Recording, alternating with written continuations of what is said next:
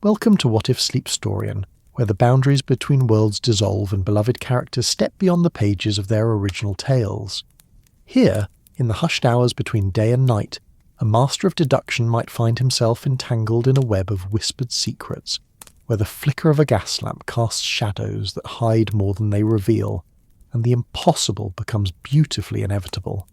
Each story begins with a simple question: what if? And unfolds into a gentle tapestry of intrigue, wonder, and dreams.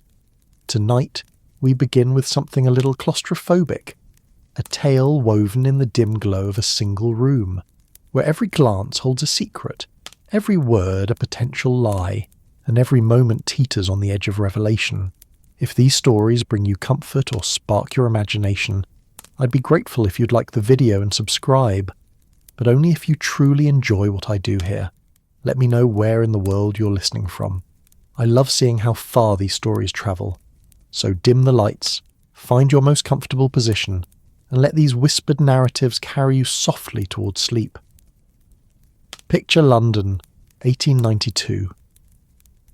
Not the London of glittering ballrooms or romanticised gaslit streets, but a city of grit and shadow, where the air is thick with coal smoke and the damp chill of autumn clings to your skin. The scent of wet wool and horse manure lingers on the breeze, mingling with the faint sweetness of roasted chestnuts from a street vendor's cart. The cobblestones underfoot are slick with rain, uneven and treacherous, forcing you to watch every step. The city hums, a low, relentless murmur of carriage wheels, distant shouts, and the occasional peal of a church bell slicing through the fog. This is a world where survival demands vigilance, where the wealthy hide their fears behind velvet curtains and the poor scrape by in alleys that reek of despair. Can you imagine the weight of that air, heavy with soot and secrets, pressing against your chest? In a grand house on the edge of Mayfair, a breakfast is unfolding. The room is opulent, its walls draped in dark green silk, the air warmed by a crackling fire that spits sparks onto the hearth. Crystal glasses gleam on a table laden with silver platters, crisp toast, buttery scones, delicate slices of ham, and a porcelain teapot steaming faintly. The scent of bergamot and freshly baked bread fills the space, but beneath it lies something sharper, acrid, like the tang of fear.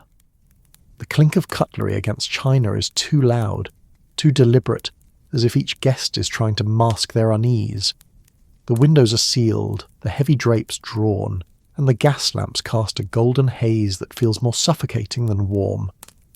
This is not the London of storybooks, where mysteries are solved with a flourish. This is a London where a single misstep could mean ruin, or worse. The guests, 8 in number, sit around the table. Their faces a study in contrasts, some pale with nerves, others rigid with forced composure. There's a merchant with a trembling hand, his fork scraping against his plate, a young heiress whose laugh is too bright, too brittle, a retired colonel whose eyes dart to the door as if expecting escape, and among them, unnoticed at first, is a man whose gaze is sharper than the rest, his fingers steepled, his silence louder than their chatter. He is Sherlock Holmes, invited not as a guest but as a shadow, a mind summoned to unravel what none dare name. The breakfast had begun with the usual pleasantries, talk of weather, politics, the latest scandal in the papers. But then, a guest, a man of middle years, florid and loud, lifts his glass, sips, and collapses. His body slumps forward, the glass tumbling to the floor with a crystalline shatter that silences the room. A cry erupts, chairs scrape back, and in an instant the host, a wiry man with a face like carved ivory, barks an order. The doors are locked. The windows remain shut. No one leaves until the truth is found. The air grows heavier, as if the walls themselves are closing in. Can you feel it? The way the room seems to shrink, the way each breath feels borrowed? Holmes rises, his movements deliberate, his eyes scanning the table with the precision of a predator. He notes the spilled wine pooling like blood on the tablecloth, the half-eaten slice of toast beside the fallen man's plate, the faint tremor in the heiress's fingers as she clutches her napkin. The others watch him, some with hope, others with dread. Suspicion coils like smoke, curling around each guest, binding them in a web of doubt. Who poisoned the toast? The question hangs unspoken, yet it shapes every word, every glance. The merchant, a man named Mr. Carver, speaks first, his voice too loud for the quiet room. It must have been an accident, he insists, but his eyes flicker to the woman beside him, a widow draped in black whose smile is as sharp as a blade. The colonel mutters about enemies, his hand brushing the empty space where a sword might once have hung. The heiress, Miss Langley, laughs again, a sound like breaking glass, and says, "Surely no one here would do such a thing." But her words falter, and her gaze lingers on the host, whose knuckles are white around his teacup. Holmes says nothing, but his silence is a weight, a pressure that forces the others to fill it. He moves to the fallen man, kneeling beside the body, his fingers brushing the man's wrist, then the glass, then the plate. He sniffs the air, his nose wrinkling at a faint, bitter note beneath the bergamot. "Poison," he murmurs, almost to himself, and the word sends a shiver through the room. Not the dramatic collapse of a stage play, but a subtle, creeping death, hidden in plain sight. The toast, perhaps, or the wine, or something else entirely. He rises, his eyes sweeping the table, and the guests shift uncomfortably, as if his gaze could peel back their skin to reveal their secrets. Imagine being there, trapped in that room, the fire's warmth now stifling, the scent of food turning sour in your throat. What would you do? Would you meet Holmes's eyes, or look away, afraid of what he might see? The air is thick with the smell of wax and ash, the faint metallic tang of fear. The tablecloth feels coarse under your fingers, the chair hard against your spine. Every sound, the tick of a clock, the creak of a floorboard, feels like a warning. This is not a game, not a parlour trick. This is a moment where lives hang on a thread, where one wrong word could unravel everything. Holmes begins to pace, his steps slow, deliberate, each one echoing in the tense silence. He stops beside the widow, Mrs. Harrow, whose dark eyes meet him without flinching. "You were seated closest to Mr. Grayson," he says, his voice soft but unyielding. "Did you see him take the toast?" She tilts her head, her lips curving in a way that might be amusement or defiance. "I saw him eat, Mr. Holmes," she replies, "as we all did, but I was not his keeper." Her voice is smooth, but there's a tremor in her hands, a faint clink as her bracelet brushes her wineglass. Holmes notes it, his expression unreadable, and moves on. The colonel, red-faced and bristling, slams a fist on the table. "This is absurd, you can't accuse us all." But Holmes doesn't accuse. He observes. He notes the way the colonel's cuff is stained with ink, the way Miss Langley's necklace catches the light, the way Mr. Carver's fork trembles as he sets it down. Every detail is a thread in the tapestry he's weaving, a puzzle taking shape in his mind. The room feels smaller now, the walls pressing closer, the air thick with unspoken accusations. The host, Mr. Elton, clears his throat, his voice strained. "Mr. Holmes, surely you can resolve this quickly. We are respectable people." But his eyes dart to the door, as if he too longs to escape. Holmes pauses, his gaze lingering on the table, on the crumbs scattered like clues. "Respectability," he says softly, "is a mask. And masks, Mr. Elton, are made to be removed." The words hang in the air, heavy with implication, and the guests shift in their seats, their faces a gallery of fear, anger, and guilt. The fire crackles, a log collapsing into embers, and the room seems to hold its breath. What if the truth is worse than they fear? What if the poison was not meant for one, but for many? The question lingers, unspoken, as Holmes begins to unravel the threads of motive and opportunity, his mind a blade cutting through the fog of lies. The heiress, Miss Langley, speaks again, her voice quieter now, almost a whisper. What if it was an outsider? Someone who slipped in before we arrived? Her suggestion is desperate, a lifeline thrown to the room, but Holmes shakes his head. "The doors were locked, Miss Langley. The windows are sealed. The poison was delivered by someone here, in this room, within the last hour." His words are a cage, trapping them all, and the tension tightens like a noose. The merchant carver loosens his collar, sweat beading on his brow. The widow's smile fades, her fingers tightening on her napkin. The colonel mutters under his breath, his eyes fixed on the floor. Imagine the taste of fear in your mouth, sharp and bitter, like the poison itself. Can you feel the weight of their stares, each guest wondering who among them is capable of murder? The room is a crucible, every word a spark that could ignite the truth, or destroy it. Holmes moves to the table, lifting the fallen man's glass, turning it in the light. A faint residue clings to the rim, almost invisible, but to Holmes, it's a shout in the silence. He sets it down, his eyes flicking to the toast, then to the butter dish, then to the teapot. Every object is a suspect, every gesture a confession. The narrative pauses here, not because the story ends, but because the tension demands a moment to breathe.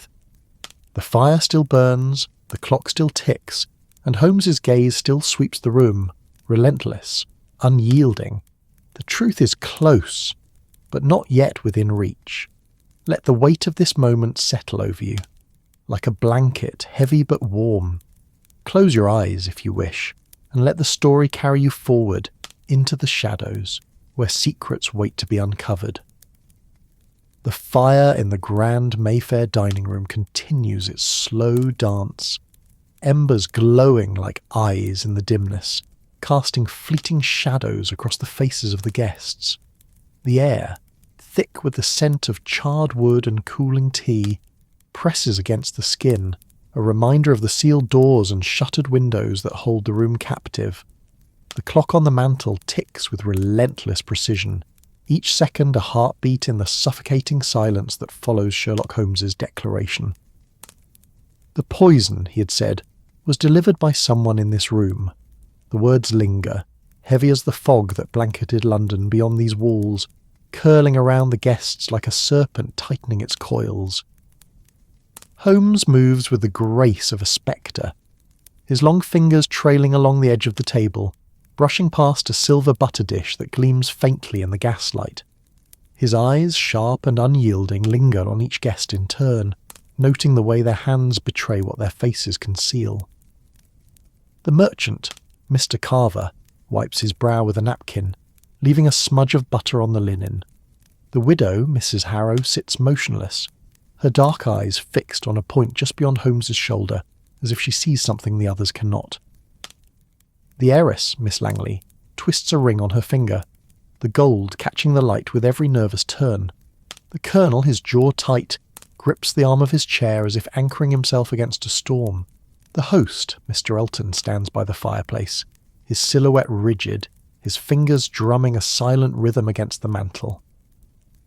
The room feels smaller now, the walls inching closer with every breath. The scent of the breakfast, once warm and inviting, has turned cloying, the butter congealing on untouched plates, the tea cooling in delicate cups. The faint metallic tang of fear lingers, mingling with the smoke that curls from the hearth. Outside, the city hums its restless song. Carriage wheels grinding against cobblestones, the distant cry of a newsboy. But within these walls, time seems to pause, trapped in the moment of Mr. Grayson's collapse. The fallen man lies still, his body a silent accusation, his untouched toast a puzzle, yet unsolved. Holmes kneels once more beside the body, his movements deliberate, almost reverent. He lifts the slice of toast from the plate, turning it in the light, his eyes narrowing at the faint sheen on its surface. A crumb falls, catching the firelight as it drifts to the floor, and he follows its path with the intensity of a man reading a map. The others watch, their breaths shallow, as if afraid to disturb the air. The widow's bracelet clinks softly as she shifts, a sound so small yet so loud in the taut silence. Holmes's gaze flicks to her, then back to the toast, his mind weaving connections invisible to the rest. The merchant clears his throat, his voice rough with nerves. He speaks of business dealings, of Mr. Grayson's reputation for ruthless negotiations, as if words could deflect suspicion. But his hands tremble, and a bead of sweat traces a slow path down his temple. The Colonel interjects, his tone sharp, recounting a vague grudge from years past, his words stumbling as Holmes's eyes meet his. Miss Langley, her voice soft but unsteady, suggests a mistake in the kitchen, a tainted ingredient, but her fingers clutch her napkin too tightly, crumpling the fabric into a knot. Mrs. Harrow remains silent, her lips pressed into a thin line, her stillness a contrast to the other's restless movements. Mr. Elton, the host, offers a weak protest, insisting the servants are trustworthy, but his eyes dart to the locked door, betraying his unease. Holmes listens, but his attention is elsewhere, tracing the invisible threads that bind the room. He steps to the table, lifting the butter dish, his fingers brushing the smooth silver. A faint scent, bitter, almost imperceptible, rises from the dish, and his lips curve in the ghost of a smile. He sets it down, his movements unhurried, and turns to the teapot, lifting its lid to inhale the steam. The guests shift, their chairs creaking, their eyes following his every move. The fire pops, sending a spark skittering across the hearth, and the sound feels like a warning, a reminder of the fragility of this moment. Picture the texture of the tablecloth beneath your fingers, coarse and slightly damp from spilled wine. The air carries the weight of unspoken truths, heavy with the scent of wax and fear. What would it feel like to sit among them, your heart a drumbeat in your chest, knowing one among you is a murderer? The gas lamps flicker, casting shadows that dance like ghosts, and the room feels alive with secrets, each guest a locked box waiting to be opened. Holmes steps back, his gaze sweeping the table once more. He notes the angle of a wine glass, tilted slightly as if nudged in haste. He sees the faint smudge on a spoon, the way a napkin is folded to hide a stain. Every detail is a whisper, a clue in the language only he speaks. He turns to Mr. Elton, his voice low, almost a murmur. He asks about the order of the breakfast, the sequence of plates and glasses, the hands that touched them. The host stammers, his words tripping over themselves, and the others lean forward, as if drawn by the gravity of Holmes's questions. The widow breaks her silence, her voice smooth as silk but sharp at the edges. She speaks of Mr. Grayson's charm, his way of making enemies without seeming to try. Her words are careful, measured, but her fingers trace the rim of her glass, a restless gesture that Holmes does not miss. The Colonel scoffs, dismissing her words as gossip, but his own voice betrays a tremor, a crack in his bravado. Miss Langley laughs, a sound too high, too fragile, and suggests they all calm down, but her eyes are wide, her pupils dark with fear. The merchant mutters about debts, his words vague, his hands twisting the napkin into a rope. Holmes moves to the window, his fingers brushing the heavy drapes. The fabric is cool, slightly damp from the autumn chill seeping through the glass. He parts the curtains just an inch, and the faint light of a London morning spills in, grey and unforgiving. The city outside is a world away, its noise muffled by the thick walls, but the glimpse of freedom sharpens the tension in the room. He lets the drapes fall, the light vanishing, and turns back to the guests. His eyes linger on the butter dish, then on the toast, then on the faces that watch him, each one a mask of innocence or guilt. The narrative hovers here, in the space between revelation and concealment, where every glance is a question, every silence an answer. The fire burns lower now, its warmth fading, and the room grows colder, the air thick with the promise of truth. Let the story wrap around you, soft as a dream, carrying you deeper into the shadows where Holmes's mind works, relentless, unyielding, drawing ever closer to the heart of the mystery. The dining room in the Mayfair house seems to exhale, its walls holding the weight of secrets as the fire dwindles to a faint glow. The gas lamps flicker, their light casting jagged shadows that shift like whispers across the table. The air is heavy now, not just with the scent of cooling tea and congealed butter, but with something sharper, a metallic edge, as if the room itself tastes of betrayal. The clock's relentless ticking grows louder, a metronome to the mounting paranoia that binds the guests. Sherlock Holmes stands near the window, the drapes falling back into place, sealing the room once more in its claustrophobic embrace. His presence is a quiet storm, his silence drawing every eye, every breath, as the guests wait for his next move. The fallen man, Mr. Grayson, lies still, his body a silent anchor in the room's chaos. The toast beside him, half eaten, sits untouched now, its surface glistening faintly in the dim light.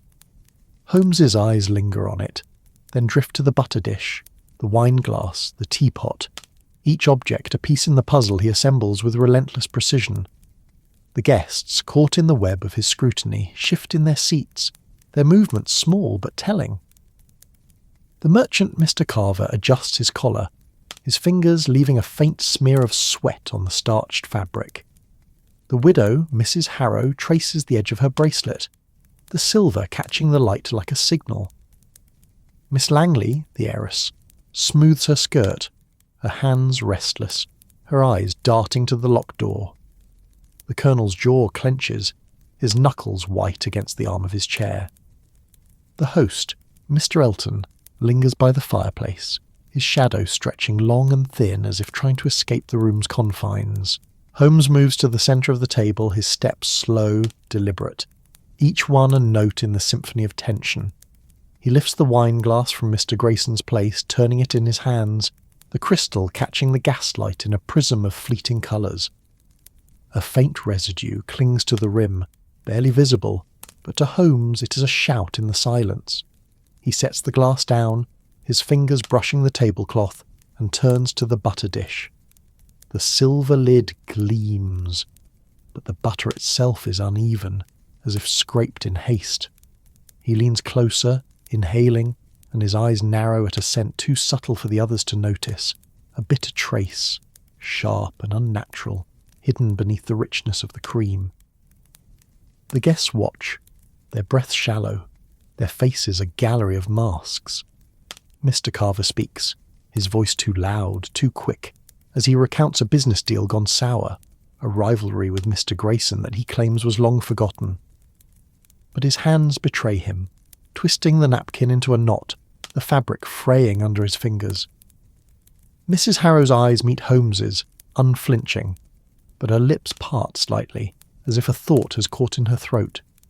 She speaks of Mr. Grayson's charm, his way of drawing people close only to push them away, her words soft but edged with something unspoken. The Colonel scoffs, his voice rough, dismissing the talk as idle gossip, but his eyes flicker to the butter dish, then away, too quickly. Miss Langley offers a trembling smile, suggesting a servant's error, a tainted ingredient, but her voice falters, and her fingers clutch the gold ring on her hand as if it might anchor her. Mr. Elton, the host, clears his throat, his words measured but strained, insisting the kitchen was overseen with care. Yet his eyes linger on the door, as if he longs to fling it open and flee. Holmes listens, but his mind is elsewhere, tracing the invisible threads that connect the guests, the objects, the moment of death. He steps to the teapot, lifting its lid once more, the steam long gone, the scent of bergamot now faint. He tilts it slightly, noting the weight, the way the liquid shifts inside. A single drop falls dark against the white tablecloth, and he watches it spread, his mind mapping the possibilities. The room feels smaller still, the air thick with the scent of wax and ash, the faint sweetness of decay beginning to creep in. The fire's warmth is gone, replaced by a chill that seeps through the sealed windows, as if the autumn fog outside is pressing against the glass, seeking entry. Picture yourself seated at that table, the weight of the air settling over you, cool and heavy, like a damp cloak. What must it feel like to know the truth is so close, yet hidden in the flicker of a glance, the tremor of a hand? The room hums with unspoken fears, the clink of a spoon against a saucer, the creak of a chair, each sound a thread in the tapestry of suspicion. The gas lamps dim, as if the room itself is tiring, and the shadows grow longer, curling around the guests like vines. Holmes turns to Miss Langley, his voice soft, almost a whisper, as he asks about her conversation with Mr. Grayson before the breakfast began. She hesitates, her fingers tightening on her ring, and speaks of pleasantries, of talk about the weather, but her eyes betray a flicker of something deeper. Fear, perhaps, or guilt. Holmes nods, his expression unreadable, and moves to the Colonel, questioning the man's movements as the plates were served. The Colonel bristles, his voice sharp, but his words are vague, his hands clenching as if to hold back a confession. Holmes's questions are gentle, but each one lands like a stone, rippling through the room, stirring the guests' unease. The widow, Mrs. Harrow, speaks unprompted, her voice calm but deliberate, recounting a moment when Mr. Grayson reached for the toast, his hand brushing hers. She describes it with precision, as if painting a picture, but Holmes notes the way her bracelet catches the light, the way her fingers linger on the table as if anchoring herself. Mr. Carver interrupts, his voice rising, accusing the widow of deflection, but his own words falter, his eyes darting to the butter dish. The room pulses with tension, alliances shifting, suspicions hardening.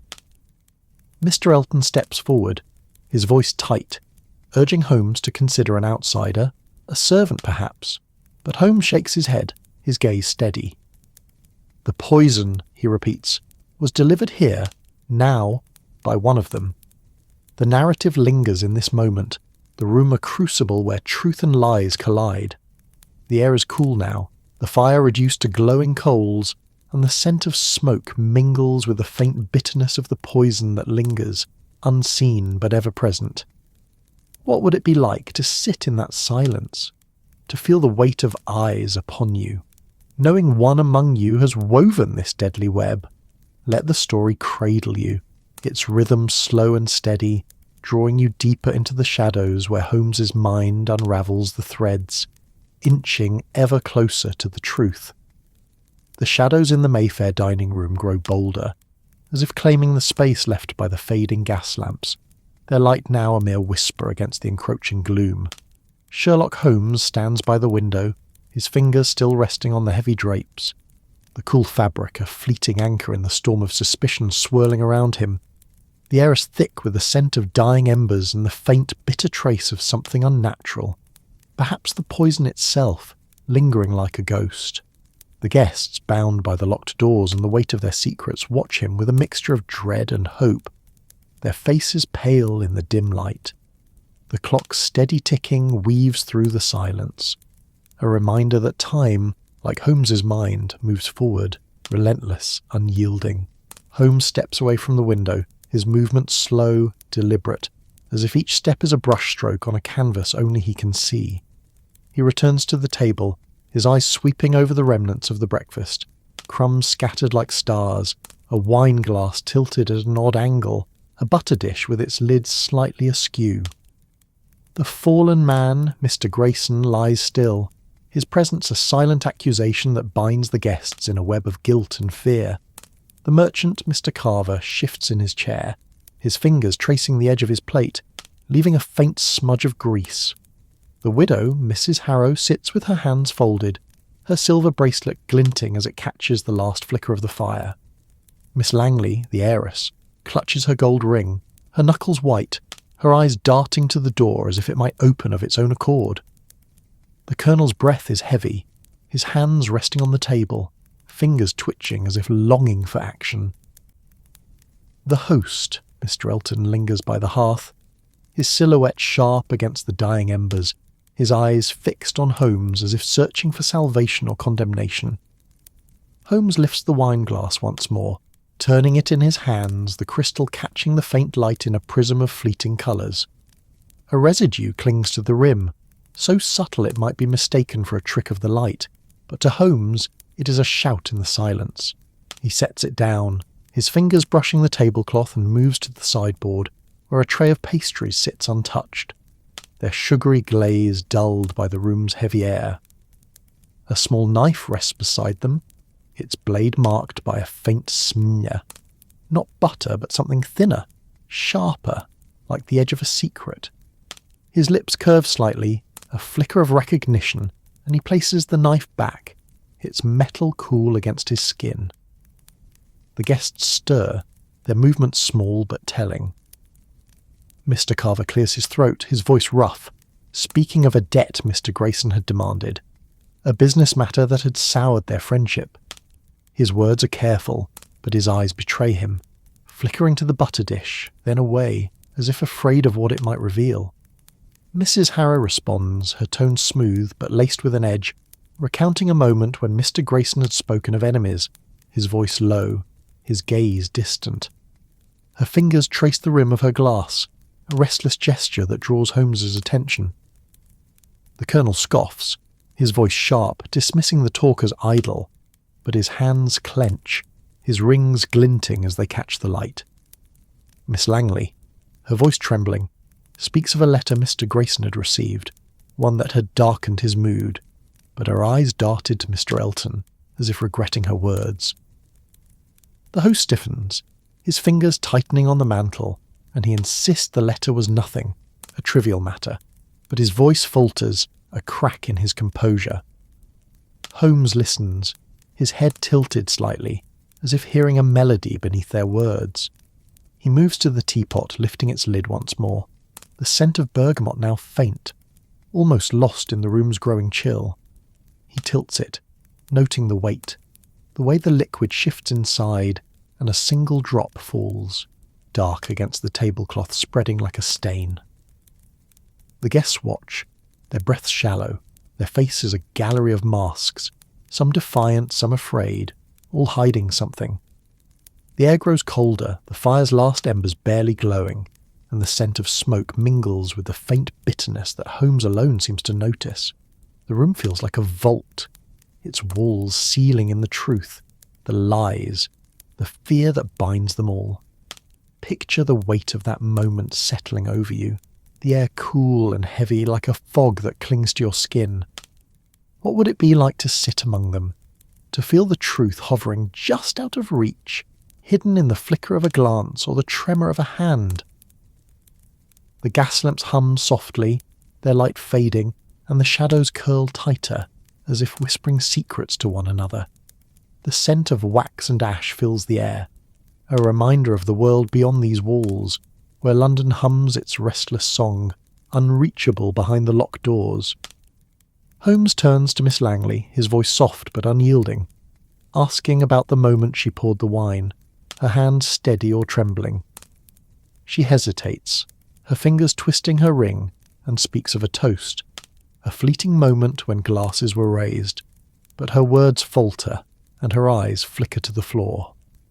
Holmes nods, his expression unreadable, and shifts his attention to the Colonel, questioning the man's proximity to the sideboard, the knife that lies there. The Colonel bristles, his voice sharp, insisting he had no reason to touch it, but his hands betray him, clenching into fists as if to hold back a confession.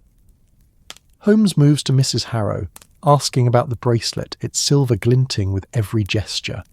She smiles, a slow curve of her lips, and speaks of it as a keepsake, but her fingers linger on the clasp, as if guarding a secret.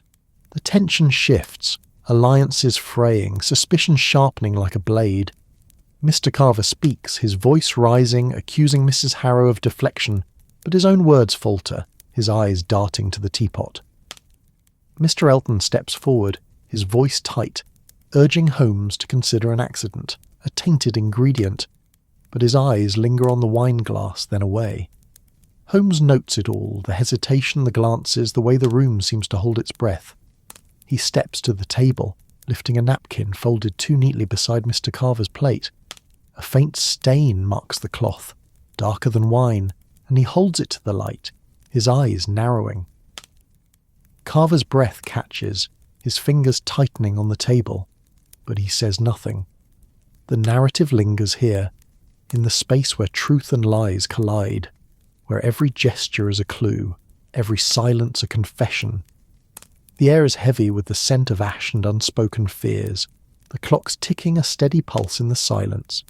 Holmes moves to the butter dish, lifting its lid once more, the butter uneven, as if scraped in haste. He leans closer, inhaling, and his eyes narrow at a scent too subtle for the others to notice. A bitter trace, sharp and unnatural. The guests shift, their chairs creaking, their eyes following his every move. The room pulses with tension, the walls seeming to lean inward, the air thick with the promise of revelation. Holmes steps back, his gaze sweeping the table, noting the angle of a spoon, the way a plate is pushed slightly askew, the faint smudge on a glass. Each detail is a thread in the tapestry he weaves, a puzzle taking shape in his mind. He turns to Mr. Elton, asking about the servants' movements, the sequence of the breakfast, the hands that touch the plates. The host stammers, his words vague, his eyes darting to the door as if longing to escape. The Colonel interrupts, his voice rough, accusing the servants of carelessness, but his own hands tremble, betraying his bravado. Mrs. Harrow speaks, her tone calm but deliberate, recounting a moment when Mr. Grayson reached for the butter, his hand brushing hers. Her words are precise, but Holmes notes the way her bracelet catches the light, the way her fingers linger on the table, as if anchoring herself. The heiress, Miss Langley, speaks again, her voice barely above a whisper, suggesting a misunderstanding, a mistake in the kitchen, but her eyes are wide, her pupils dark with fear. Mr. Carver mutters about a rival, a man who might have wished Mr. Grayson harm, but his words are vague, his hands twisting the napkin into a rope. The room feels smaller still, the air thick with the scent of wax and the faint sour tang of sweat. The fire is nearly gone, its warmth a memory, and the chill seeps through the sealed windows, as if the autumn fog outside is pressing against the glass seeking entry. What must it feel like to be trapped in that silence, to know the truth is a shadow waiting to be named, hidden in the flicker of a glance or the weight of a word? The room hums with unspoken fears, the clink of a spoon against a saucer, the creak of a chair, each sound a thread in the web of suspicion. The gas lamps flicker, their light dimming as if in deference to the shadows that grow bolder, curling around the guests like a lover's embrace. Holmes moves to the sideboard once more, his fingers brushing the tray of pastries, the knife beside them. He lifts it, turning it in the light, and the guests watch, their breaths shallow, as if afraid to disturb the air. The narrative hovers in this moment, the room a crucible where truth and lies collide. The scent of smoke and bitterness lingers, the clocks ticking a steady rhythm in the silence. Holmes's gaze is relentless, his mind a blade cutting through the fog of lies, drawing ever closer to the heart of the mystery. Let the story wrap around you, its rhythm slow and gentle, carrying you deeper into the shadows where the truth waits, patient, unyielding, ready to be unveiled. The Mayfair dining room lies steeped in shadow, the gas lamps barely holding back the darkness that creeps from the corners. The air is cool now, heavy with the scent of spent wax and the faint acrid trace of something sinister. A reminder of the poison that claimed Mr. Grayson's life. Sherlock Holmes stands by the sideboard, the small knife in his hand glinting faintly as he turns it, his eyes tracing the smear along its edge. The guests, bound by the locked doors and the weight of their secrets, watch him with bated breath, their faces pale, their hands restless. The clock's ticking is a steady pulse, weaving through the silence, a metronome to the truth that draws ever closer. The room feels like a held breath, its walls a cage for the guilty and the innocent alike. Holmes sets the knife down, its metal clinking softly against the tray, and his gaze sweeps the table once more. The crumbs on Mr. Grayson's plate, the tilted wine glass, the butter dish with its uneven surface, each object is a thread in the tapestry he has woven, a puzzle nearing completion. The merchant, Mr. Carver, sits rigid, his napkin twisted into a frayed knot, his eyes fixed on the table as if it might shield him. Mrs. Harrow, the widow, leans back, her silk shawl whispering against her chair, her silver bracelet catching the faint light with every measured movement. Miss Langley, the heiress, grips her gold ring, her breath shallow, her eyes darting between Holmes and the locked door. The Colonel's hands rest on the table, his fingers still but his jaw is tight, his gaze hard as if bracing for a blow. Mr. Elton, the host, stands by the hearth, his silhouette sharp against the last glowing coals, his fingers twitching as if longing to grasp something solid. Holmes steps to the centre of the room, his movements slow, deliberate, as if each step is a note in a final crescendo. He lifts the butter dish, its silver lid cool against his fingers, and examines the contents once more. The butter is uneven, a faint sheen marking its surface, and he inhales, his eyes narrowing at the bitter trace beneath the cream's richness. The guests shift, their chairs creaking, their breaths catching as if the air itself might betray them. Holmes sets the dish down, his gaze moving to the teapot, its porcelain dulled by the room's dimness. He lifts its lid, the faint scent of bergamot rising, but it is the weight of the pot, the subtle shift of its contents that draws his attention.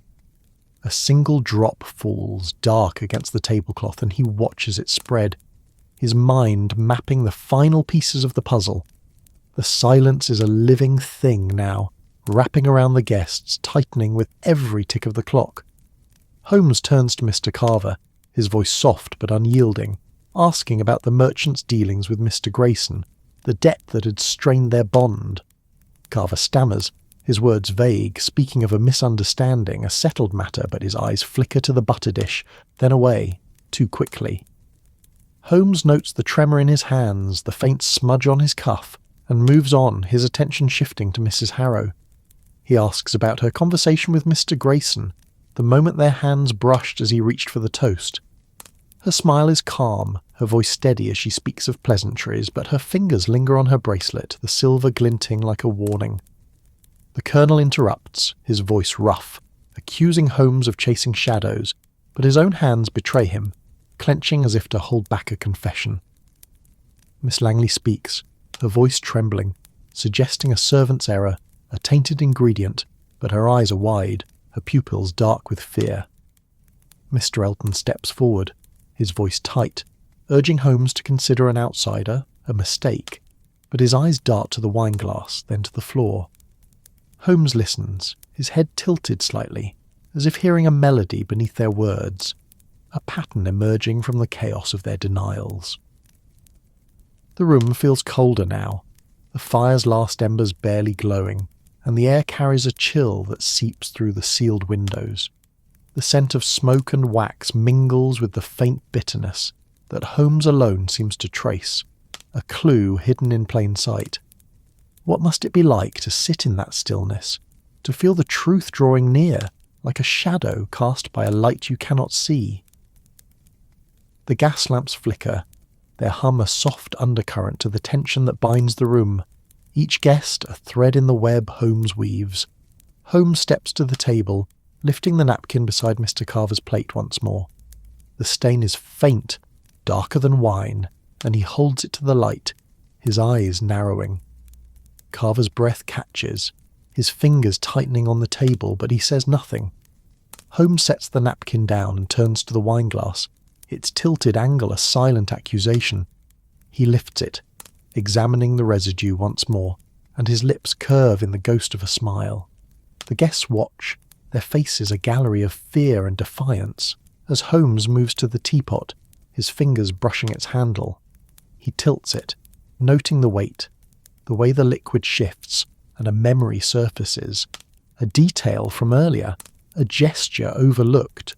He turns to Miss Langley, his voice a murmur, asking about the toast she had proposed the moment when glasses were raised. She hesitates, her fingers twisting her ring, and speaks of a fleeting gesture, a call for unity, but her words falter, her eyes flickering to Mr. Elton. Holmes nods, his gaze shifting to the host, questioning the sequence of the breakfast, the hands that touch the plates, the glasses, the butter dish. Elton stammers, his words vague, his eyes darting to the door as if it might offer escape. The Colonel scoffs, accusing the heiress of distraction, but his own voice trembles, his hands clenching tighter. Mrs. Harrow speaks, her tone deliberate, recounting a moment where Mr. Grayson had reached for the butter, his hand steady, his smile sharp. Her words are precise, but Holmes notes the way her bracelet catches the light, the way her eyes linger on the table. The tension is a living thing, coiling tighter, the air thick with the scent of ash and unspoken truths. Holmes steps back, his gaze sweeping the room, and speaks, his voice low, steady, cutting through the silence like a blade. He speaks of the butter dish, its contents tampered with, the faint sheen a clue to the poison's delivery. He speaks of the knife, its smear not butter but something sharper, a trace of the same bitterness that lingers in the air. He speaks of the napkin, the stain a mark of haste, a gesture betrayed by carelessness. The guests stiffen, their eyes wide, their breaths shallow, as Holmes weaves the threads together, his words a net closing around the truth. He turns to Mrs. Harrow, his voice soft but unrelenting, and speaks of her bracelet, its clasp loose, its silver stained with a faint residue. Her smile falters, her fingers freezing on the table, and the room holds its breath. Holmes recounts the moment she reached for the butter dish, her hand brushing Mr. Grayson's, a gesture too precise, too deliberate. He speaks of the letter Mr. Grayson received, one that had darkened his mood, a letter Mrs. Harrow had delivered, her smile masking a motive rooted in a past betrayal, a debt unpaid, a promise broken. The widow's eyes darken, her lips parting, but no words come. The others watch, their faces pale as Holmes lays bare the truth. The poison was in the butter, applied with the knife, a subtle act hidden in the chaos of the breakfast. The room exhales, the tension breaking like a wave. Mr. Carver slumps in his chair, his hands trembling with relief. Miss Langley's breath catches, her ring glinting as she releases it. The Colonel mutters, his voice low, his anger spent. Mr. Elton steps forward, his voice shaking, demanding the doors be opened. The truth now a weight he can bear. Mrs. Harrow sits still, her eyes fixed on Holmes, her silence a confession. The clock ticks on, its rhythm steady as the gas lamps flicker, casting their final light on a room forever changed. What must it feel like to see the truth unveiled, to watch the shadows part and reveal the heart of the mystery? The air is cool now, the scent of ash and bergamot fading, and the room feels lighter, as if the truth has lifted its weight. Let the story linger here, its rhythm slow and gentle, carrying you softly towards sleep, where the shadows of London fade and the world dissolves into dreams. The Mayfair dining room lies hushed, its air still heavy with the aftermath of truth unveiled. The gas lamps, now dim to a faint glow, cast long shadows that seem to cling to the walls, as if reluctant to release their hold on the secrets they've witnessed. The fire is nothing but ash, its warmth a distant memory, and the scent of bergamot and wax has faded, replaced by the cool, damp breath of an autumn night seeping through the sealed windows. Sherlock Holmes stands at the table's edge, his silhouette sharp against the dying light, his eyes fixed on Mrs. Harrow, whose silence speaks louder than any confession. The guests, released from the noose of suspicion, exhale in uneven breaths, their faces pale, their hands trembling with the weight of what has passed. The clock ticks on, its rhythm a steady thread weaving through the quiet, a reminder that time, like truth, waits for no one. Yet the room does not rest. The doors remain locked, at Holmes's insistence, for the truth, though unveiled, feels incomplete, like a melody cut short. He kneels beside Mr. Grayson's body once more, his fingers brushing the man's coat, searching with the precision of a surgeon. A faint rustle betrays a hidden pocket, and from it Holmes draws a folded paper, its edges worn, its surface stained with the faint smudge of ink. The guests stir, their eyes drawn to the document, a new spark of tension igniting in the room. Mr. Carver leans forward, his fingers tightening on the table's edge. Miss Langley's breath catches, her gold ring glinting as she twists it. The Colonel's jaw tightens, his eyes narrowing as if recognising the paper's weight. Mr. Elton, still by the hearth, steps closer, his shadow stretching across the floor like a warning. Holmes unfolds the document, his movements slow, deliberate, as if handling a relic. The paper is a letter, its script tight and hurried, the words cryptic, a list of names, dates and sums, with Mr. Grayson's initials scrawled at the bottom. The ink is fresh, the edges crisp, as if written only days before. Holmes's eyes scan the page, his mind tracing connections invisible to the others, and the room seems to hold its breath once more. The letter speaks of debts, not just of money, but of loyalty, of promises made and broken, of a network that stretches beyond this room, beyond this house, into the shadowed corners of London's elite. The guests watch, their faces a gallery of unease, as Holmes's gaze lifts, sweeping over them with the intensity of a predator sensing movement. The air grows colder, the windows rattling faintly as a gust of wind presses against the glass, a reminder of the city beyond, a city of fog and secrets, where the clatter of hooves and the cry of a newsboy are muffled by these walls. The scent of ash lingers, mingling with the faint metallic tang of fear that rises anew. Holmes folds the letter, tucking it into his coat, and turns to the guests, his voice low, steady, cutting through the silence like a blade. He speaks of the document, its implications, the web it weaves among them. He asks who knew of its existence, who saw Mr. Grayson with it, who might have wanted it silenced. The question hangs, heavy as the fog outside, and the guests shift, their eyes darting, their hands betraying what their words conceal.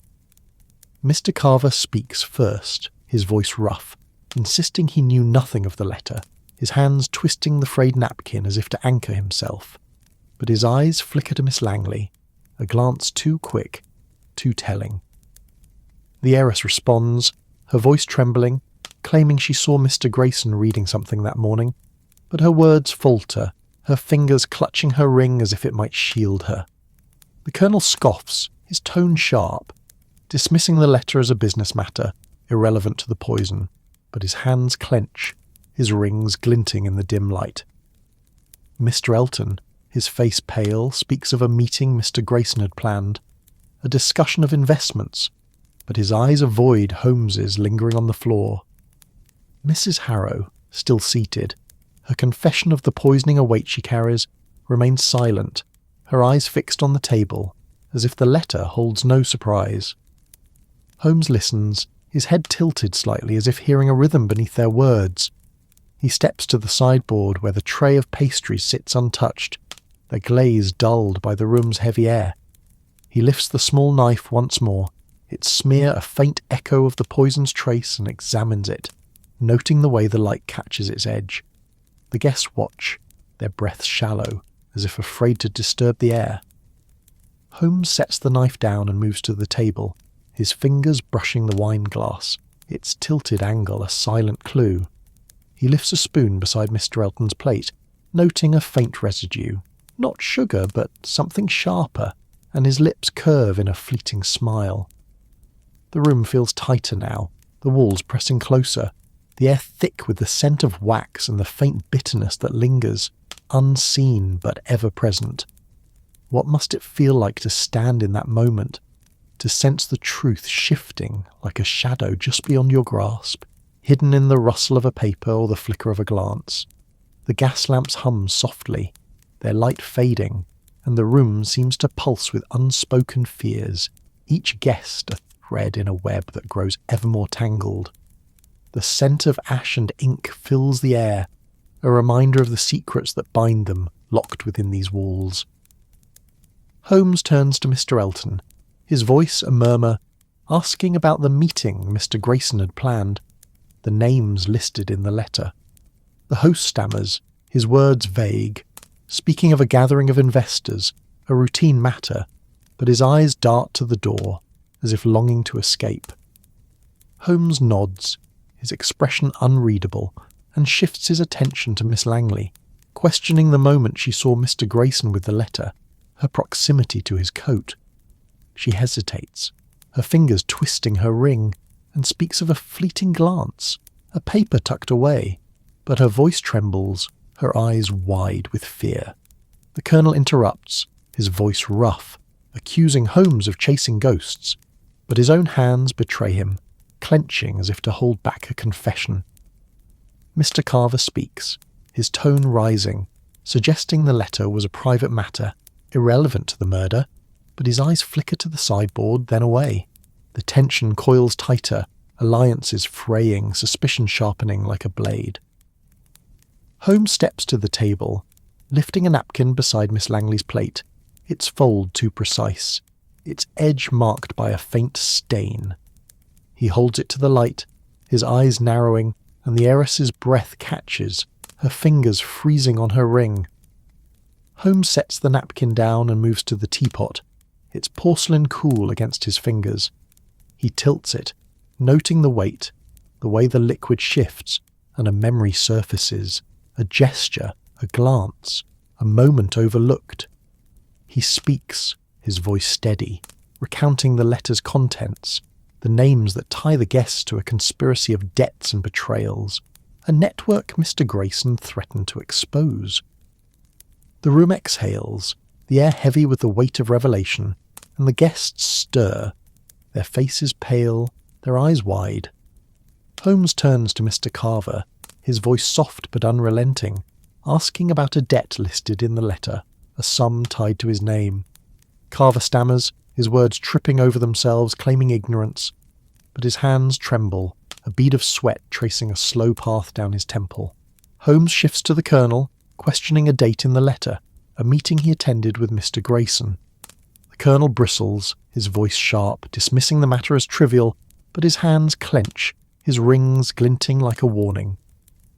Miss Langley speaks, her voice barely above a whisper, admitting she saw the letter in Mr. Grayson's hand, but her eyes darted to Mr. Elton, as if seeking permission. The host steps forward, his voice tight, insisting the letter was a misunderstanding, a private matter, but his eyes betray him, flickering to the sideboard. The narrative lingers here, in the space where truth and lies collide, where every gesture is a clue, every silence a confession. The air is cool, the scent of ashen ink fading, but the room remains a crucible, its walls holding the weight of secrets yet to be unveiled. What must it be like to stand in that silence, to feel the truth drawing near, like a tide pulling up the shore, ready to reveal what lies beneath? The gas lamps flicker, their light dimming, and the shadows curl tighter, as if guarding the final pieces of the puzzle. Holmes's gaze is relentless, his mind a blade cutting through the fog of lies, drawing ever closer to the heart of the conspiracy. The room pulses with tension, the clocks ticking a steady rhythm in the silence. Holmes steps back, his eyes sweeping the guests, noting the way Mr. Carver's hands tremble, the way Miss Langley's ring glints, the way the Colonel's jaw tightens. He speaks of the letter, its name's a map of motives, its dates a timeline of betrayal. He speaks of the knife, its smear a link to the poison, a tool used not just for murder, but to silence a truth too dangerous to be spoken. The guests watch, their faces pale as Holmes weaves the final threads, revealing a conspiracy that binds them all, a debt that Mr. Carver owed, a meeting the Colonel arranged, a secret Miss Langley glimpsed, a plan Mr. Elton concealed. The letter, he says, was Mr. Grayson's leverage, and its discovery was his death sentence. The room exhales, the tension breaking like a wave. Mr. Carver slumps, his hands covering his face. Miss Langley's breath catches, her ring falling still. The Colonel mutters, his anger spent. Mr. Elton steps back, his silhouette fading into the shadows. Mrs. Harrow, her guilt already laid bare, watches in silence, her eyes dark with resignation. The doors are unlocked at last, the air shifting as the world beyond creeps in. But the room feels forever changed, its secrets etched into its walls. What must it feel like to see the shadows part, to watch the truth emerge like a star in the dawn? The air is lighter now, the scent of ash fading, and the story wraps around you, its rhythm slow and gentle, carrying you softly towards sleep, where the mysteries of London dissolve into dreams. The Mayfair dining room exhales into a fragile calm, the unlocked doors offering a whisper of freedom, yet the air remains heavy, as if the walls themselves cling to the secrets just unveiled. The gas lamps, their light now a faint flicker, cast trembling shadows across the table, where crumbs and tilted glasses stand as relics of a morning turned to nightmare. Sherlock Holmes stands at the room's centre, the folded letter from Mr. Grayson's pocket tucked within his coat, its cryptic list of names and debts a weight that lingers in his mind. The guests, their faces pale and drawn, sit in a tense tableau. Mr. Carver, slumped with his hands covering his face. Miss Langley, her gold ring still as her breath steadies. The Colonel muttering under his breath, his anger spent. Mr. Elton fading into the shadows by the hearth, and Mrs. Harrow silent, her dark eyes fixed on a point beyond the room, her confession a chain that binds her. But the calm is fleeting, shattered by a sharp knock at the door, a sound that slices through the silence like a blade. The guests startle, their eyes darting to the entrance, where a servant's muffled voice announces a discovery, a second document found in Mr. Grayson's satchel, left forgotten by the sideboard. Holmes's gaze sharpens, his hand pausing mid-motion as he turns toward the door. The servant, pale and trembling, enters with a sealed envelope, its wax cracked but intact, bearing Mr. Grayson's initials in a hurried scrawl. The room tightens once more, the air cool and heavy with the scent of ash and the faint lingering bitterness of the morning's poison. The doors are locked again, at Holmes's command, for this new find carries a weight that demands answers, and the night outside grows restless, the wind rattling the windows like a warning. Holmes takes the envelope, his fingers tracing the wax seal, its edges rough against his skin. He breaks it open, revealing a single sheet of paper, its ink faded but legible, a letter written in a hand not Mr. Grayson's, a woman's script, delicate yet urgent. The words speak of a promise, a betrayal, a name that ties one of the guests to a scandal buried years ago, in the fog-choked streets of London's past. The guests lean forward, their breaths shallow, as Holmes's eyes scan the page, his mind weaving connections faster than the flickering light. The letter hints at a secret shared, a pact broken, and a debt that transcends money, a debt of trust, of loyalty, of blood. The air grows colder, the windows trembling as the wind presses against the glass, carrying the distant hum of London, a city of secrets, where the clatter of carriages and the cry of a street vendor are mere echoes beyond these walls. The scent of wax lingers, mingling with the faint tang of ink from the opened letter, and the room feels like a vault, sealing its occupants in a web of suspicion reborn. Holmes folds the letter, his movements deliberate, and tucks it beside the first, his gaze sweeping the guests with a quiet intensity that makes them shift in their seats. Mr. Carver lifts his head, his voice hoarse, insisting he knew nothing of a second letter, his hands trembling as they clutch the table's edge. His eyes, however, flicker to Miss Langley, a glance too fleeting, too fraught. The heiress responds, her voice soft but unsteady, claiming she saw Mr. Grayson with an envelope, but not this one, her fingers twisting her ring as if it might anchor her. The Colonel scoffs, his tone sharp, dismissing the letter as another distraction, but his hands clench, his rings catching the faint light. Mr. Elton, his silhouette still sharp against the hearth's dying glow, speaks of a past acquaintance, a woman who knew Mr. Grayson, but his words falter, his eyes avoiding Holmes's. Mrs. Harrow, her guilt already laid bare, remains silent, her fingers tracing the edge of her bracelet, the silver glinting like a confession unspoken. Holmes steps to the sideboard, where the satchel lies, its leather worn, its clasp loose. He opens it, his fingers brushing against a folded handkerchief, a pen, a small vial of ink, each item a potential clue. The handkerchief is monogrammed, not with Mr. Grayson's initials but with another's, a single letter that draws Holmes's gaze to Miss Langley. Her breath catches, her eyes wide, but she says nothing. Holmes sets the handkerchief down, his attention shifting to the vial, its contents dark and viscous, a faint sheen marking its rim. The room feels smaller now, the walls pressing closer, the air thick with the scent of ink and the faint sour tang of fear. What must it be like to stand in that moment, to feel the weight of a past you thought buried, rising like a tide to claim you? The gas lamps hum, their light barely holding back the shadows that curl around the guests, each one a thread in a tapestry of secrets. The scent of ash and ink fills the air, a reminder of the truths that linger, locked within these walls. Holmes turns to Miss Langley, his voice a murmur, asking about the handkerchief, its monogram a link to her family's name. She hesitates, her fingers freezing on her ring, and speaks of a gift, a token from years ago. But her voice trembles, her eyes darting to the floor. Holmes nods, his expression unreadable, and shifts his attention to Mr. Elton, questioning the host's knowledge of the woman who wrote the letter, her connection to Mr. Grayson.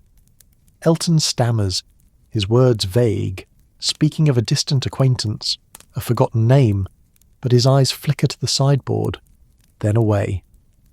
The Colonel interrupts, his voice rough, accusing Holmes of chasing phantoms, but his own hands betray him, clenching as if to hold back a truth. The tension coils tighter, suspicion sharpening like a knife's edge. Mr. Carver speaks, his voice rising, suggesting the letter is a forgery, a ploy to distract, but his eyes linger on the vial, its sheen a silent accusation. Mrs. Harrow, her silence a weight, finally speaks, her tone deliberate, recounting a moment when she saw Miss Langley near Mr. Grayson's satchel, her hand brushing its clasp. The heiress flinches, her voice sharp as she denies it, but her eyes betray her, wide with fear. The room pulses with unease, alliances fraying, each guest a suspect in a new mystery that binds them to a past they cannot escape. Holmes steps back, his gaze sweeping the room, noting the way Mr. Carver's hands tremble, the way Miss Langley's ring glints, the way the Colonel's jaw tightens. He speaks of the letter, its words a map to a betrayal that stretches beyond this room into the shadowed corners of London's elite. He speaks of the handkerchief, its monogram a clue to a secret Miss Langley carries, a scandal tied to her family's name. The guests watch, their faces pale as Holmes weaves the threads together, his words a net closing around a truth yet to be named.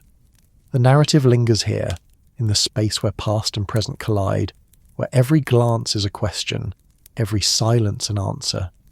The air is heavy with the scent of ink and unspoken fears, the clocks ticking a steady pulse in the silence.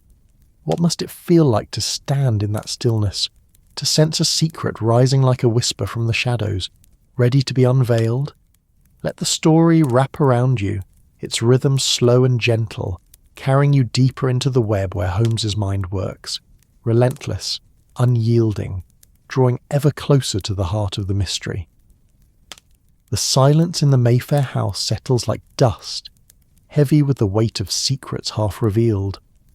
Sherlock Holmes stands by the table, the second document, a letter with its delicate, urgent script, resting in his hand, its words a bridge to a scandal buried in the shadows of a decade past. The monogrammed handkerchief lies beside it, its embroidered letter a quiet accusation linking Miss Langley to a history she cannot outrun. The guests, their faces pale in the faltering gaslight, sit frozen. Mr. Carver, his frayed napkin twisted into a knot. Miss Langley, her fingers clutching her gold ring. The Colonel, his jaw clenched, his eyes sharp. Mr. Elton lingering by the hearth, his silhouette wavering. And Mrs. Harrow, her silver bracelet glinting as she watches in silence. The clock's steady ticking weaves through the stillness, a thread pulling the room toward a truth yet unspoken, while the wind outside rattles the windows, a restless murmur from a London cloaked in fog. Holmes folds the letter, his movements deliberate, and tucks it into his coat. his gaze lingering on the handkerchief's monogram. The air carries a faint sharpness, not just the ink's tang, but something deeper, as if the room itself exhales the bitterness of buried truths. He steps toward the sideboard, where Mr. Grayson's satchel rests, its leather worn, its contents a map to the mystery's heart. His fingers brush the vial of ink, its rim marked by a faint sheen, and he tilts it, noting the liquid's sluggish movement, heavier than ink alone. The guests watch, their breaths shallow, their eyes drawn to his every gesture, as if each movement might unravel the web that binds them. Holmes turns, his voice a low murmur, cutting through the silence like a blade through silk. He speaks of the letter's author, a woman whose name echoes in the shadows of Miss Langley's family history, a figure tied to a scandal that cost more than reputation, a life, perhaps, or a promise broken beyond repair. He asks who among them knew her, who crossed her path in the years when London's elite whispered her name in hushed tones. The question hangs, heavy as the fog beyond the windows, and the guests stir, their faces a gallery of unease. Mr. Carver clears his throat, his voice rough, claiming no knowledge of the woman, but his hands betray him, twisting the napkin until it tears. Miss Langley's breath catches, her fingers tightening on her ring, and she speaks of a name heard in childhood, a story half forgotten, but her eyes avoid Holmes's, flickering to the floor. The Colonel responds, his tone sharp, dismissing the letter as old gossip, irrelevant to the present, but his rings glint as his hands clench, a flicker of recognition in his gaze. Mr. Elton, his voice unsteady, speaks of a woman he met once, a fleeting encounter at a ball, but his words falter, his eyes darting to the satchel. Mrs. Harrow, her silence a weight, finally speaks, her tone measured, recounting a moment when Mr. Grayson mentioned a name, a woman who vanished from society's gaze. Her fingers trace her bracelet, the silver catching the faint light, and Holmes notes the gesture, his mind weaving connections faster than the ticking clock. The air grows colder, the windows trembling as the wind's insistence grows, carrying the faint hum of a city that never sleeps. The scent of ink lingers, mingling with the stale breath of fear that rises from the guests, and the room feels like a sealed vault, its walls guarding truths too heavy to bear. Holmes lifts the vial once more, holding it to the light, its contents dark and viscous, a faint residue clinging to the glass. He sets it down, his eyes flickering to Miss Langley, whose hand hovers near her ring, as if it might shield her from the past. The satchel's clasp, loose and worn, catches his attention, and he opens it again, revealing a small notebook, its pages yellowed, its script tight and hurried. A ledger of sorts, with names and dates that echo the letter's cryptic words. What must it be like to feel the past creeping closer, its whispers rising like a tide, threatening to pull you under? The gas lamps flicker, their hum a soft pulse beneath the tension, and the shadows curl tighter, as if guarding secrets of their own. The scent of ink and ash fills the air, a reminder of the truths that linger, locked within these walls. Holmes turns to Miss Langley, his voice soft but unrelenting, asking about the notebook, its entries tied to her family's name. She hesitates, her fingers freezing on her ring, and speaks of a ledger her father kept, a record of debts long settled, but her voice trembles, her eyes wide with fear. Holmes nods, his expression unreadable, and shifts his attention to Mr. Elton, questioning the host's connection to the woman named in the letter, a figure who moved in his circles. Elton stammers, his words vague, speaking of a passing acquaintance, but his eyes flicker to the vial, then away, too quickly. The Colonel interrupts, his voice rough, accusing Holmes of chasing ghosts, but his hands betray him, clenching as if to hold back a confession. The tension coils tighter, suspicions sharpening like a knife's edge. Mr. Carver speaks, his voice rising, suggesting the notebook is a relic, irrelevant to the murder, but his eyes linger on the satchel, its clasp a silent accusation. Mrs. Harrow, her tone deliberate, recounts a moment when she saw Miss Langley near the sideboard, her hand brushing the satchel, her movements too careful. The heiress flinches, her voice sharp as she denies it, but her eyes are wide, her pupils dark with fear.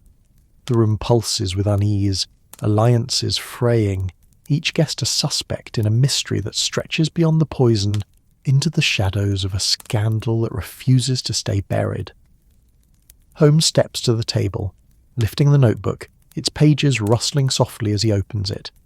The entries are meticulous, a record of transactions, but one name stands out, repeated in the margins, a name tied to Miss Langley's family, a debt unpaid, a promise broken. He speaks, his voice steady, recounting the ledger's contents, the dates that align with the letter, the scandal that cost a woman her place in society. The guests watch, their faces pale as Holmes weaves the threads together, his words a net closing around a truth yet to be named. He turns to Miss Langley, asking about the woman, her role in the heiress's past, the shame her family buried. She falters, her voice barely a whisper, admitting a connection, a name she was taught to forget, but her eyes betray her, glistening with unshed tears. The narrative lingers here, in the space where history and truth collide, where every glance is a question, every silence an answer. The air is heavy with the scent of ink and unspoken fears, the clock's ticking a steady pulse in the silence. What must it feel like to stand in that hush, to sense a secret you thought buried rising like a spectre, ready to claim you? Let the story wrap around you, its rhythm slow and gentle, carrying you deeper into the web where Holmes's mind works, relentless, unyielding, drawing ever closer to the heart of the scandal. The Mayfair house holds its breath, the dining room steeped in a silence that feels like the pause before a storm. Sherlock Holmes stands by the table, the second document, a letter with its urgent feminine script, resting in his hand, its words a thread to a scandal buried in the shadows of years past. The monogrammed handkerchief lies nearby, its embroidered letter a silent link to Miss Langley's family, a past she cannot outrun. The guests sit in a tense stillness, their unease palpable. Mr. Carver clutches a frayed napkin, his knuckles pale. Miss Langley twists her gold ring, her eyes averted. The Colonel grips the table's edge, his gaze sharp. Mr. Elton hovers near the hearth, his silhouette wavering in the dying light. And Mrs. Harrow, her confession of murder a weight she carries, traces her silver bracelet with a steady hand. The clock's steady rhythm cuts through the quiet, a pulse that draws the room toward a truth yet to be fully unveiled, while the wind outside presses against the windows, a restless murmur from a London shrouded in fog. Holmes tucks the letter into his coat, his movements slow, as if each gesture is a step toward clarity. The air carries a faint sharpness, the tang of old ink mingling with the cooling ash from the hearth, a reminder of the secrets that linger in the room's heavy stillness. He steps toward the sideboard, where Mr. Grayson's satchel rests, its leather scuffed, its clasp loose. His fingers brush the vial of ink, its surface marked by a subtle sheen, and he lifts it, tilting it to catch the faltering gaslight. The liquid inside shifts sluggish, heavier than ink alone, and his eyes narrow, tracing a connection to the letter's cryptic words. The guests watch, their breaths uneven, their hands betraying what their faces conceal. Holmes sets the vial down and opens the satchel, revealing a small notebook, its pages yellowed, its script tight and hurried. The entries are a ledger of sorts, names and dates that echo the letter's hints of betrayal, a woman's name, a debt unpaid, a promise broken. His gaze sweeps the guests, noting the tremor in Mr. Carver's hands, the glint of Miss Langley's ring, the tension in the Colonel's jaw. He speaks, his voice a low murmur, weaving a narrative of a scandal that cost a family its honour, a woman its place in society. The letter, he notes, points to a name tied to Miss Langley's past, a figure whose disgrace was buried but never forgotten. The question lingers, unspoken but heavy. Who among them knew her, and what price did they pay to keep her secret?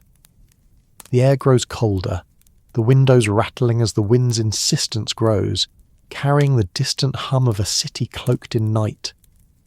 The scent of ink and ash lingers, a reminder of the truths that bind the guests locked within these walls.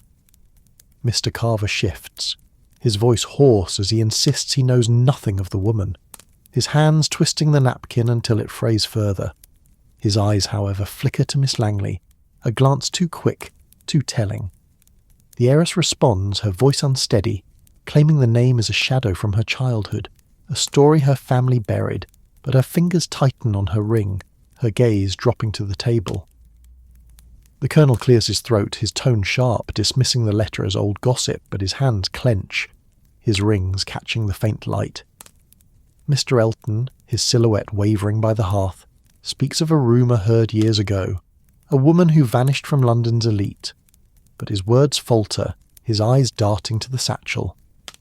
Mrs. Harrow, her silence await, recounts a moment when Mr. Grayson spoke of a name, a woman whose fate was sealed by betrayal, her tone measured but heavy with implication. What must it be like to stand in that stillness, to feel a past you thought buried rising like a whisper from the dark, its edges sharp enough to cut? The gas lamps hum softly, their light fading, and the shadows curl tighter, as if guarding secrets of their own. The room feels like a sealed vault, its walls holding the weight of truths too heavy to bear. Holmes lifts the notebook, its pages rustling as he scans the entries, his mind mapping connections between the names, the dates, the debts. A single entry stands out, a sum tied to Miss Langley's family, a transaction dated a decade ago, the year a scandal broke. He turns to the heiress, his voice soft but unyielding, asking about the woman named in the letter, her role in the family's disgrace. She hesitates, her fingers freezing on her ring, and speaks of a distant aunt, a name her father forbade, but her voice trembles, her eyes glistening with unshed tears. Holmes nods, his expression unreadable, and shifts his attention to Mr. Elton, questioning the host's knowledge of the scandal, the whispers that circulated in his circles. Elton stammers, his words vague, speaking of a fleeting encounter, but his eyes flicker to the vial, then away too quickly. The Colonel interrupts, his voice rough, accusing Holmes of chasing phantoms, but his hands betray him, clenching as if to hold back a truth. Mr. Carver speaks, his voice rising, suggesting the notebook is a relic, irrelevant to the murder, but his eyes linger on the handkerchief, its monogram a silent accusation. Mrs. Harrow, her tone deliberate, recounts a moment when she saw Miss Langley near the satchel, her hand brushing its clasp, her movements too careful. The heiress flinches, her voice sharp as she denies it, but her eyes are wide, her pupils dark with fear. The room pulses with unease, alliances fraying, each guest a suspect in a mystery that stretches beyond the poison, into the shadows of a scandal that refuses to stay buried. Holmes steps to the table, lifting the handkerchief once more, its monogram a delicate thread to the past. He holds it to the light, noting the stitches, worn but precise, and his gaze flickers to Miss Langley, whose breath quickens. He speaks, his voice steady, recounting the ledger's entries, the dates that align with the letter, the scandal that cost a woman her place in society. The guests watch, their faces pale as he weaves the threads together, his words a net closing round a truth yet to be named. He turns to Miss Langley, asking about the aunt, the shame her family buried, the debt that lingered. She falters, her voice barely a whisper, admitting a connection, a name she was taught to forget, but her eyes betray her. Glistening with the weight of memory, the narrative lingers here, in the space where history and truth collide, where every glance is a question, every silence an answer. The air is heavy with the scent of ink and unspoken fears, the clocks ticking a steady pulse in the silence.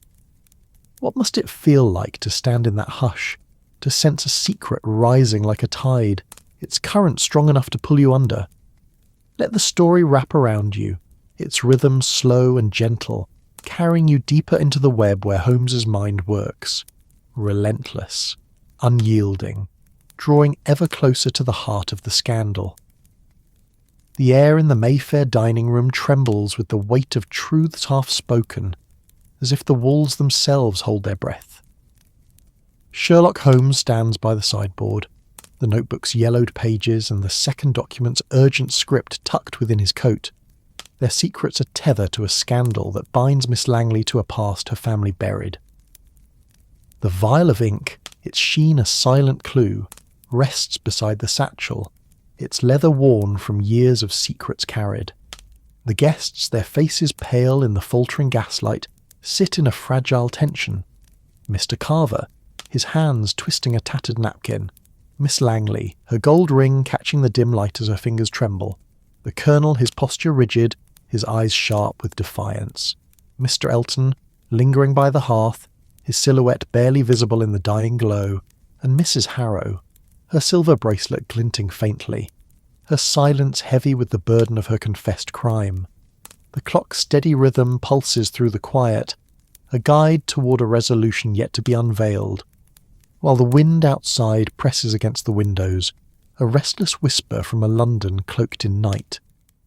Holmes steps away from the sideboard, his movements deliberate, as if each step traces the outline of a truth taking shape.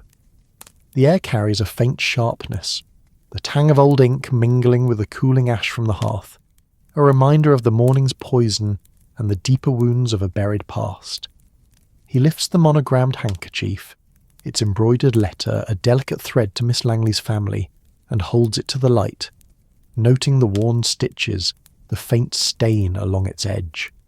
His gaze sweeps the guests, catching the tremor in Mr. Carver's hands, the glint of the Colonel's rings, the shadow of Mr. Elton's unease.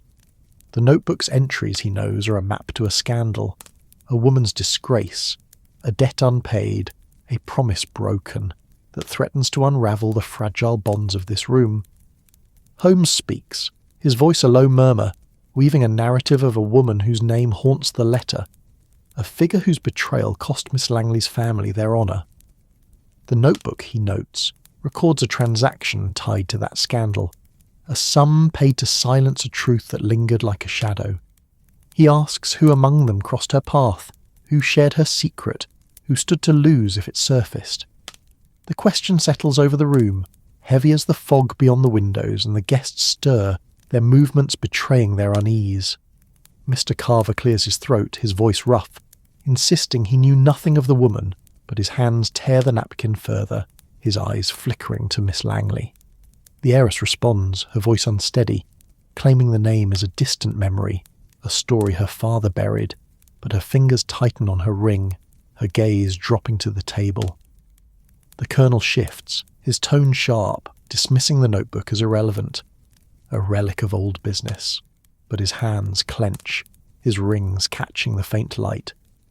Mr. Elton, his voice wavering, speaks of a rumour, a woman who vanished from London's elite, but his words falter, his eyes darting to the vial on the sideboard. Mrs. Harrow, her silence a weight, recounts a moment when Mr. Grayson spoke of a name, a woman whose fate was sealed by betrayal, her tone measured but heavy with implication. The air grows colder, the windows rattling as the wind's insistence grows, carrying the distant hum of a city that hums with secrets. The scent of ink and ash lingers, a reminder of the truths that bind the guests locked within these walls. What must it be like to linger in that quiet, to feel a past you thought buried rising like a whisper from the shadows, its edges sharp enough to wound? The gas lamps hum softly, their light fading, and the shadows curl tighter, as if guarding the final pieces of the puzzle. The room feels like a sealed chamber, its walls holding the weight of truths too heavy to bear. Holmes lifts the notebook once more, its pages rustling as he traces the entries, his mind mapping connections between the names, the dates, the debts.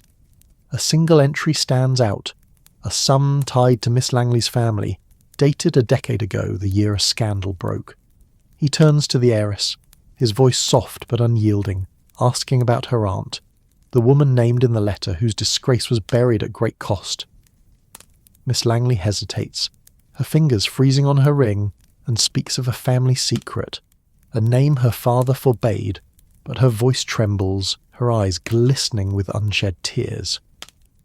Holmes nods, his expression unreadable, and shifts his attention to Mr. Elton, questioning the host's role in the scandal, his presence at a meeting noted in the notebook.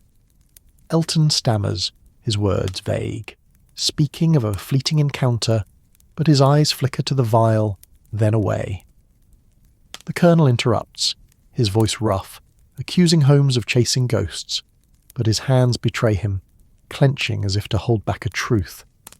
Mr. Carver speaks, his voice rising, suggesting the notebook is a distraction, irrelevant to the murder, but his eyes linger on the handkerchief, its monogram a silent accusation. Mrs. Harrow, her tone deliberate, recounts a moment when she saw Miss Langley near the satchel, her hand brushing its clasp, her movements too careful. The heiress flinches, her voice sharp as she denies it, but her eyes are wide, her pupils dark with fear. The room pulses with unease, alliances fraying, each guest a suspect in a mystery that stretches beyond the poison, into the shadows of a scandal that refuses to stay buried. Holmes steps to the sideboard, lifting the vial of ink, its contents dark and viscous. He tilts it, noting the residue, a trace of something sharper than ink, and his lips curve in a fleeting smile. He speaks, his voice steady, recounting the notebook's entries, the dates that align with the letter, the scandal that cost a woman her place in society. He weaves the threads together, revealing a truth that binds the guests. The woman was Miss Langley's aunt, whose betrayal of a powerful ally, Mr. Elton's father, sparked a scandal that threatened both families. The debt in the notebook was a payment to silence her, but Mr. Grayson, knowing the truth, threatened to expose it, a leverage that cost him his life. The room exhales, the tension breaking like a wave. Miss Langley's breath catches, her hands falling still, her ring glinting one last time. Mr. Carver slumps, his napkin tattered in his lap, his eyes downcast. The Colonel mutters, his anger spent, his hands unclenching. Mr. Elton steps back, his silhouette fading into the shadows, his voice silent. Mrs. Harrow, her guilt already confessed, watches with dark eyes, her bracelet a faint spark in the gloom. Holmes folds the notebook, tucking it beside the letter, and speaks of the truth unveiled. A scandal buried, a debt paid, a murder committed to keep the past silent. The doors are unlocked at last, the air shifting as the world beyond creeps in, carrying the faint hum of London's night. The scent of ink and ash fades, the gas lamps flicker their final light, and the room feels lighter, as if the truth has lifted its weight. What must it be like to see the shadows part, to watch a secret laid bare, its edges softened by time? The clock ticks on, its rhythm steady as the story wraps around you, its cadence slow and gentle, carrying you softly towards sleep, where the mysteries of London dissolve into dreams. That's our tale tonight, listeners. Share your thoughts, your city, your time zone. Are you in Paris beneath the stars, Sao Paulo at sunset, or Seoul before dawn? If this story stirred something in you, like this episode and subscribe if you crave more of these shadows. Keep your lanterns lit. Rest well. Until next time.